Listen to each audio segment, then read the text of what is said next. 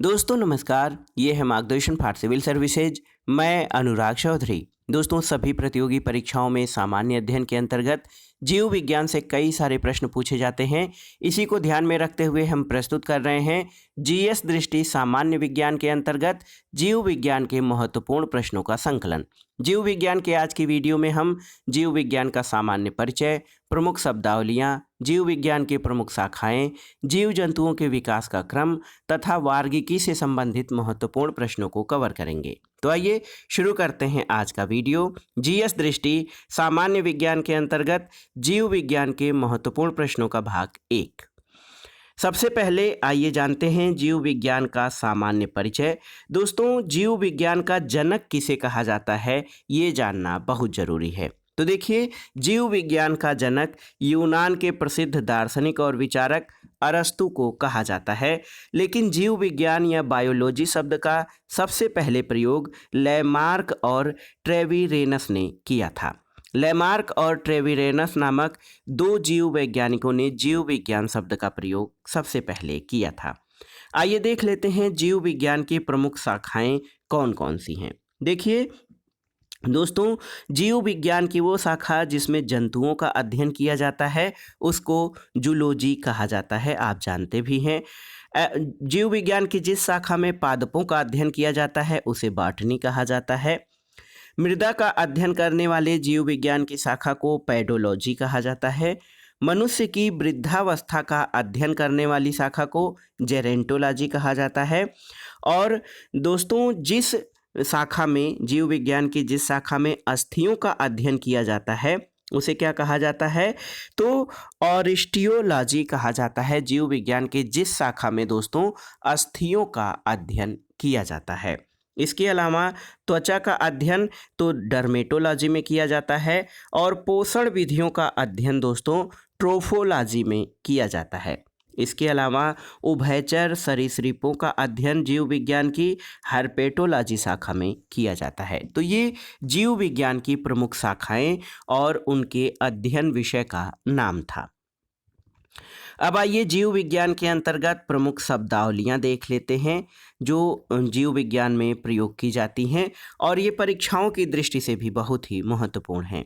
AP culture, दोस्तों जीव विज्ञान या विज्ञान की वो शाखा एपी कल्चर कहलाती है जिसमें मधुमक्खी पालन का अध्ययन किया जाता है।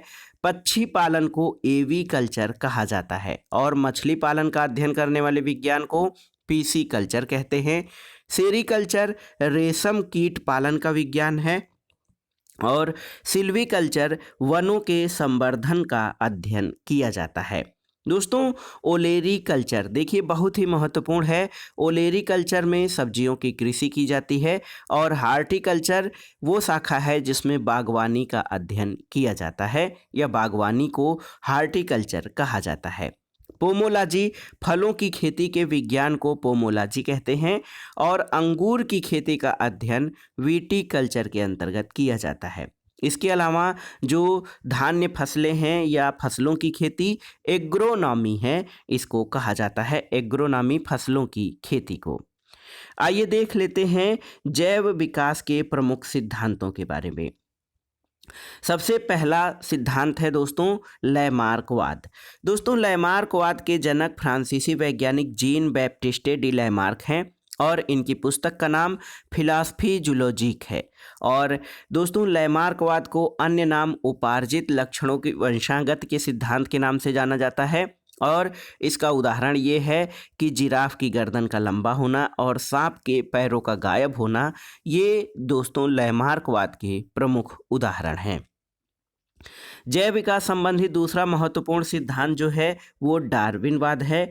इसके जनक ब्रिटिश वैज्ञानिक चार्ल्स डार्विन रहे हैं और इनकी पुस्तक का नाम है प्राकृतिक चुनाव द्वारा जातियों की उत्पत्ति, जो 1859 में प्रकाशित हुई थी। दोस्तों डार्विनवाद को प्राकृतिक वर्णवाद या थियरी ऑफ नेचुरल सिलेक्शन के नाम से जाना जाता है। सर्वाइवल ऑफ द फिटेस्ट यानी योग्यतम की उत्तरजीविता का सिद्धांत ये डार्विन से संबंधित है। तीसरा है उत्परिवर्तनवाद। देखिए दोस्तों, विकास संबंधी ये महत्वपूर्ण सिद्धांत है जिसके जनक हालैंड के ह्यूगो डी ब्रीज रहे हैं और इनका प्रयोग वस्तु जो है ये सांध्य प्रिमरोज रोहा है, जो कि आइथोनेरा लैमार्कियाना इसका वैज्ञानिक नाम है। और उत्परिवर्तनवाद को उत्परिवर्तन सिद्धांत या म्यूटेशन थियरी भी कहा जाता है। अब आइए देखते हैं, लैमार्कवाद के अनुसार अंगों के उपयोग या अनुप्रयोग का प्रभाव जिराफ के उद्विकास क्रम का रेखा चित्र, जो कि लैमार्क ने अपने सिद्धांत में प्रस्तुत किया है। यहाँ पर देखिए, जिराफ घास की उपलब्धता से अगली टांगों और गर्दन के कम उपयोग के कारण इन अंगों की कम लंबाई बढ़ी। ये देखिए, घास जब जमीन पे है तो अगली टांगे पिछली टांगे बराबर हैं, लेकिन जैसे जैसे घास नीचे से गायब हुआ, पेड़ों पे होने लगा, तो ये अपना प्रयोग जो है गर्दन उठाकर करने लगा। पेड़ जब बड़े होने लगे तो वो और गर्दन उठाया, तो ऊंचे वृक्षों की पत्तियां खाने के लिए अगली टांगों और गर्दन का अधिक उपयोग होने के कारण इन अंगों की लंबाई अधिक बढ़ गई। तो ये लैमार्क के अनुसार दोस्तों जिराफ के उद्विकास या जैव विकास का क्रम रहा है। आइए देखते हैं जीव जंतुओं का विकास क्रम। तो देखिए दोस्तों, इसको हम महाकल्प, कल्प और घटना के बारे में जानेंगे। जीव जंतुओं के विकास क्रम को प्रोटेरोजोइक, दोस्तों प्रोटेरोजोइक महाकल्प जो है इसकी घटना प्रथम मेटाजोआ और जंतुओं का पहला चिन्ह है प्रोटोरोजोइक महाकल्प में उत्पन्न हुआ। यहाँ पर देखिए, पैलियोजोइक महाकल्प में जो पर्मियन कल्प है इसमें सरीसृपों की उन्नति हुई। कार्बोनिफेरस में प्रथम सरीसृप बीजयुक्त फर्न्स का विकास हुआ। डेओनियन में प्रथम उभयचर और जबड़े वाली मछलियों का निर्माण हुआ। और सिल्यूरियन कल्प में दोस्तों प्रथम संवहनी युक्त धरातली पौधे विकसित हुए।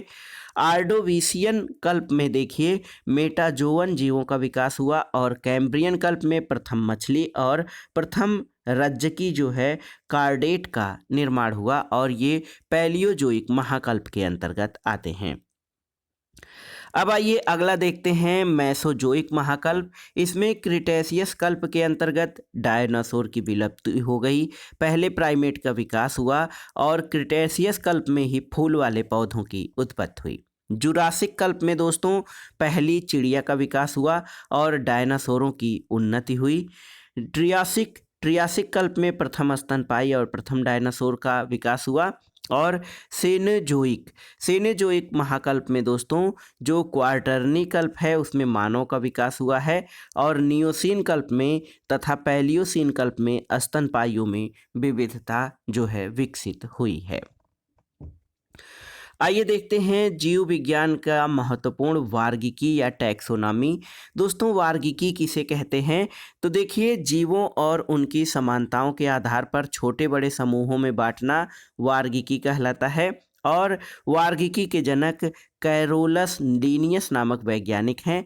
और 5 जगत प्राणी के जनक व्हिटेकर, R.H. व्हिटेकर एक विचारक हैं। इनको माना जाता है जो 5 जगत प्राणी के जनक रहे हैं। दोस्तों वार्गिकी ऐसी जो है वार्गिकी जीव विज्ञान का ऐसी शाखा है या अध्ययन है जिसमें जीवों को, पादपों को उनके समानताओं और असमानताओं के आधार पर विभाजित किया जाता है। ये वर्ग छोटे या बड़े हो सकते हैं। 5 जगत प्राणी के जनक R.H. व्हिटेकर हैं।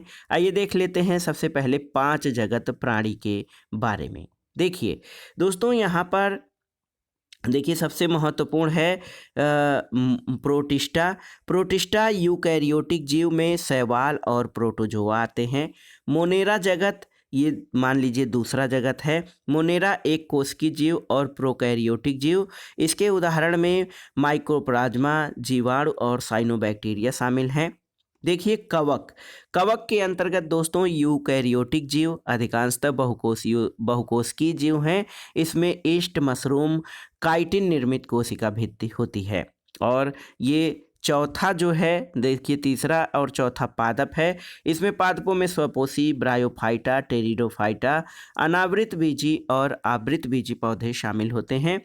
और पांचवा जो 5 जगत में पांचवा जंतुओं का जगत है, इसमें सभी उपभोक्ता जीव, कशेरुकी और अकशेरुकी प्राणी शामिल हैं। तो ये व्हीटेकर द्वारा जो वर्गीकृत किया गया 5 जगत यानी किंगडम था, मोनेरा, प्रोटिस्टा, मोनेरा, कवक, पादप और जंतु। आइए जो है किंगडम के प्रमुख प्राणियों के बारे में और उनकी विशेषताओं के बारे में जानते हैं। देखिए, माइकोप्लाज्मा दोस्तों, ये स्वतंत्र जीवन यापन करने वाले सूक्ष्मतम जीव होते हैं और ये प्रजनन में समर्थ होते हैं। साइनोबैक्टीरिया, तो ये नील हरित शैवाल भी इनको कहा जाता है, साइनोबैक्टीरिया को। और जीवाणु दोस्तों, जीवाणु देखिए ये सरल और एक कोष के सूक्ष्म जीव होते हैं। परपोषी और स्वपोषी 2 प्रकार के जीवाणु होते हैं। आइए कवक की प्रमुख विशेषताओं के बारे में जान लेते हैं। कवक दोस्तों, कवकों में पर्णहरिम या क्लोरोफिल नहीं होता है और ये थैलोफाइट्स वर्ग के अंतर्गत आते हैं। देखिए, कवक में जो क्लोरोफिल नहीं होता है, इसलिए ये दूसरे पर अपने भोजन के लिए आश्रित होते हैं, जिसके कारण इन्हें परपोषी कहा जाता है। और कवकों में काइटिन निर्मित कोशिका भित्ति होती है और कवक का अध्ययन करने वाली शाखा माइकोलॉजी कहलाती है। दोस्तों, कवक और शैवाल के मिश्रण से लाइकेन का निर्माण होता है और कवकों के उदाहरण में खमीर, कुकुरमुत्ता और राइजोपस, ये सब प्रमुख कवक के उदाहरण हैं। तो याद रखिए, लाइकेन कवक और शैवाल का जो है मिश्रण है और माइकोलॉजी के अंतर्गत कवकों का अध्ययन किया जाता है। प्रोटिस्टा जो जगत है उसके बारे में आइए जान लेते हैं। देखिए दोस्तों, प्रोटिस्टा जगत जिसमें 2 प्रकार के हैं, पादप के समान और जंतु के समान। सबसे पहले पादप के समान प्रोटिस्टा जगत को देखते हैं। इसमें दोस्तों क्राइसोफाइटा और डाइनोफ्लेजेलेट होते हैं। क्राइसोफाइटा में डायटमस और डिजिटमस होते हैं। डायटमस दोस्तों सबसे बड़े प्रकाश संश्लेषी होते हैं और डिस्मिट्स जो सुनहरे शैवाल होते हैं। जंतु के समान इसमें यूग्लिनाइड, स्लाइम मोल्ड और प्रोटोजोआ आते हैं। दोस्तों यूग्लिनाइड में दोस्तों देखिए यूग्लिना आता है, इसमें पादप और जंतु दोनों के लक्षण पाए जाते हैं। यूग्लिना मिक्सोट्रॉपिक पोषण, ये जंतु तथा पादप के बीच की संयोजन कड़ी होता है। स्लाइम मोल्ड ये कवक के समान होते हैं और प्रोटोजोआ दोस्तों एक कोष की अमीबा, पैरामीशियम और ट्रिपैनोसोमा, ये सभी प्रोटोजोआ के अंतर्गत शामिल हैं। आइए पादप जगत के बारे में जानते हैं। पादप जगत में जो प्रमुख वर्ग हैं उसमें देखिए थैलोफाइटा, ब्रायोफाइटा, टेरिडोफाइटा, जिम्नोस्पर्म और एंजियोस्पर्म। तो सबसे पहले एक एक की विशेषताओं के बारे में जानते हैं। सबसे पहला है थैलोफाइटा। दोस्तों थैलोफाइटा वर्ग के जो पौधे होते हैं इनकी सरल शारीरिक संरचना होती है। शैवाल, बैक्टीरिया और कवक थैलोफाइटा के अंतर्गत आते हैं और ये सर्वव्यापी होते हैं। इनके उदाहरण हैं स्पाइरोगायरा। दूसरा पादप जगत का वर्ग है ब्रायोफाइटा। ब्रायोफाइटा में उभयचर जो है दोस्तों पादप जगत आते हैं। इसमें संवहनीय ऊतकों की अनुपस्थिति होती है। मास और मर्केंसिया ब्रायोफाइटा वर्ग के प्रमुख जो है पौधे हैं।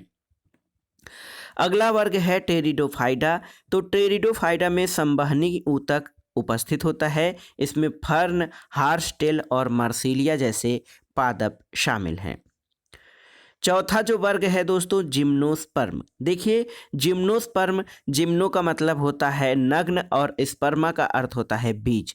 तो जिम्नोस्पर्म यानी नग्न बीजी पौधे और अनावृत बीजी पौधे जिनके बीज किसी कवर से ढके नहीं होते हैं, ये बहुवर्षीय और सदाबहार होते हैं। पाइनस और साइकस दोस्तों जिम्नोस्पर्म के प्रमुख उदाहरण हैं। एंजियोस्पर्म, एंजियो का अर्थ होता है ढका हुआ, इसको आवृत बीजी पौधे भी कहा जाता है। और एंजियोस्पर्म पुष्पीय पादप होते हैं, फलदार होते हैं। आम, अमरूद, पपीता ये सभी आवृत बीजी पौधों के उदाहरण हैं। पादपों के प्रमुख भेद कौन कौन से हैं, आइए देखते हैं। देखिए दोस्तों पादपों के प्रमुख भेद में एक तो है क्रिप्टोगैम और दूसरा फैनरोगैम। देखिए क्रिप्टोगैम इसमें अप्रत्यक्ष जननांग होते हैं और बीज उत्पन्न करने में ये अक्षम होते हैं, जैसे थैलिडोफाइटा, ब्रायोफाइटा और टेरिडोफाइटा ये क्रिप्टोगैम के उदाहरण हैं। फैनरोगैम क्या है दोस्तों, इसमें पूर्ण विकसित जननांग होते हैं। बीज उत्पन्न करने में ये सक्षम होते हैं और इनके उदाहरण जिम्नोस्पर्म और एंजियोस्पर्म हैं। तो पादपों के जो दो भेद हैं आपने जान लिया, क्रिप्टोगैम और फेनरोगैम। अब आइए देखते हैं प्राणी जगत का वर्गीकरण। दोस्तों, प्राणी जगत के वर्गीकरण को हम इस चार्ट के माध्यम से समझने का प्रयास करेंगे। देखिए, सबसे पहले कोशिका स्तरीय संरचना और दूसरा विभाजन है ऊतक स्तरीय संरचना। दोस्तों, प्राणी जगत का वर्गीकरण दो मुख्य भागों कोशिका स्तरीय संरचना और ऊतक स्तरीय संरचना में है। तो देखिए, कोशिका स्तरीय संरचना में संघ पोरीफोरा है, तो याद रखिएगा संघ पोरीफेरा ये कोशिका स्तरीय संरचना है। ऊतक स्तरीय संरचना में देह गुहाधारी, कूट देह गुहाधारी और बाह्य त्वचा और जठर त्वचा के बीच देह गुहा का अभाव पाया जाता है। और देखिए, देह गुहाधारी के अंतर्गत जो जीव आते हैं उसमें मेसोडर्म कोशिका का विकास होता है, जिसके अंतर्गत एनालिडा और मोलस्का तथा आर्थ्रोपोडा आते हैं। और देह गुहाधारी के अंतर्गत दूसरा जो है अंतः अस्तर की थैली से बना देह गुहा बनना होता है। इसमें मुख्य रूप से दो नोटोकार्ड युक्त और दूसरा नोटोकार्ड विहीन होते हैं। नोटोकार्ड युक्त में कार्डेटा संघ के जीव आते हैं, नोटोकार्ड विहीन में इकाइनोडर्मेटा आते हैं। और नोटोकार्ड युक्त में देखिए कार्डेटा समूह आता है दोस्तों। और कार्डेटा समूह में दो प्रकार का वर्गीकरण फिर से किया जाता है। एक तो लार्वा में अवशोषी नोटिकार्ड जिसमें प्रोटोकार्डेटा शामिल हैं, और नोटोकार्ड की जगह मेरुदंड या जिनको कशेरुकी प्राणी कहा जाता है, इसके अंतर्गत साइक्लोस्टोमेटा आते हैं, स्तनपायी आते हैं, सरीसृप, पक्षी, मत्स्य और जल स्थलचर यानी उभयचर दोनों शामिल हैं नोटोकार्ड की जगह, जिसमें मेरुदंड होता है। इसके अलावा ऊतक स्तरीय संरचना में देखिए कूट देह गुहाधारी जो है इसमें निमोटेडा आता है। और तीसरा जो है वो बाह्य त्वचा और जठर त्वचा के बीच जो देह गुहा का अभाव पाया जाता है, इसमें प्लेटीहेल्मिन्थीज और सिलिंड्रेटा संघ के जो है जंतु आते हैं। तो ये था आपका दोस्तों प्राणी जगत का वर्गीकरण। अब आइए पादप जगत का वर्गीकरण देखते हैं। पादप जगत को मुख्य रूप से दो भागों में बांटा जा सकता है। एक तो विभेदित पादप शरीर और दूसरा बिना विभेदन वाले पादप शरीर। देखिए, विभेदित पादप शरीर के अंतर्गत दोस्तों यहाँ पर देखिए बिना संवहनी ऊतक के इसमें ब्रायोफाइटा संघ आता है। संवहनी ऊतक युक्त में बीज रहित टेरिडोफाइटा और बीज युक्त देखिए द्विबीजपत्री यानी दो बीज पत्र वाले बीज और एक बीजपत्री यानी एक बीज पत्र वाले बीज शामिल होते हैं। और ये संवहनी ऊतक युक्त विभेदित पादप शरीर के होते हैं।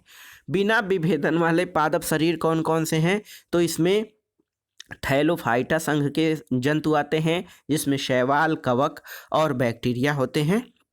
और ये बिना विभेदन वाले पादप शरीर हैं। तो ये था दोस्तों आज का वीडियो। इसमें आपने जीएस दृष्टि सामान्य विज्ञान के अंतर्गत जीव विज्ञान के महत्वपूर्ण प्रश्नों को देखा, जो आपके आगामी परीक्षाओं के लिए बहुत ही उपयोगी तथा महत्वपूर्ण है। ये वीडियो दोस्तों आप इस तरह से तैयार कर सकते हैं कि एक बार आप इसको सामान्य ढंग से देखते जाएं और फिर इसको पढ़ें, जिसके लिए मैं अपने टेलीग्राम चैनल मार्गदर्शन फॉर सिविल सर्विसेज पर इसका जो PDF है अपलोड कर दूंगा। वहाँ से आप इसको एक बार पढ़ सकते हैं अपने से, फिर आप वीडियो देखिएगा तो आपको आसानी से समझ में आने लगेगा। वीडियो आपको कैसा लगा हमें कमेंट बॉक्स में ज़रूर बताइएगा। वीडियो को लाइक करें, शेयर करें और इस चैनल मार्गदर्शन फॉर सिविल सर्विसेज को सब्सक्राइब करें। वीडियो देखने के लिए धन्यवाद दोस्तों। नमस्कार।